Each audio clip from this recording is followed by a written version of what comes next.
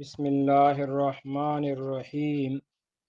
حضرت ابو ہریرہ رضی اللہ عنہ روایت فرماتے ہیں کہ مجھے میرے خلیل، میرے دوست رسول اللہ صلی اللہ علیہ وسلم نے، میرے محبوب رسول اللہ صلی اللہ علیہ وسلم نے 3 باتوں کی وصیت فرمائی۔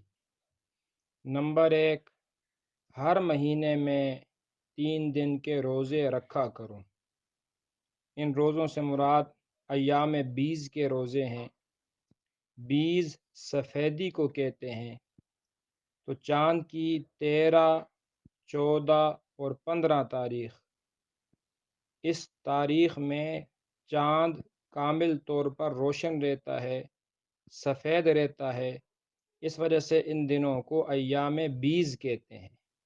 تو حکم دیا کہ ہر مہینے میں 3 دن کے روزے رکھو، یعنی ایام بیز کے روزے رکھو۔ ان کا ایک تو درجہ یہ ہوگا کہ اللہ تعالیٰ کے ہاں ہر عمل کا ثواب کم از کم 10 گنا ہے۔ من جاء بالحسنۃ فلہ عشر امثالہا، فرمایا جو ایک نیکی لے کر آئے گا ہم اس کو 10 گنا اجر اور بدلہ دیں گے۔ تو 3 روزے مہینے میں رکھ لیے، گویا کہ پورا مہینہ روزے رکھ لیے، کیونکہ 3 کا 10 گنا 30 دن ہوتے ہیں، تو 30 دن مہینے کے دن ہیں۔ اللہ تعالی ہم سب کو یہ صفت نصیب فرما دے۔ نمبر 2، فرمایا چاش کی 2 رکعتیں پڑھا کروں۔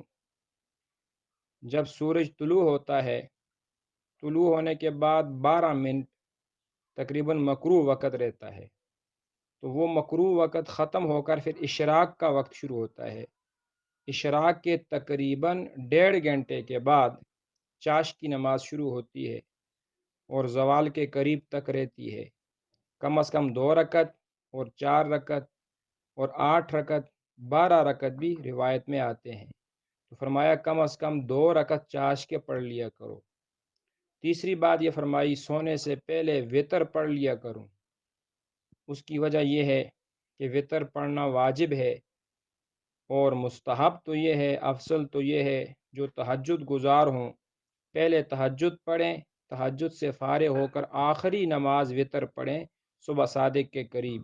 لیکن ایسا نہ ہو کہ وتر چھوٹ جائیں، واجب باقی رہ جائے، اس لیے حکم دیا کہ سونے سے پہلے ہی وتر پڑھ لیا کرو تاکہ واجب ذمے پر باقی نہ ہو۔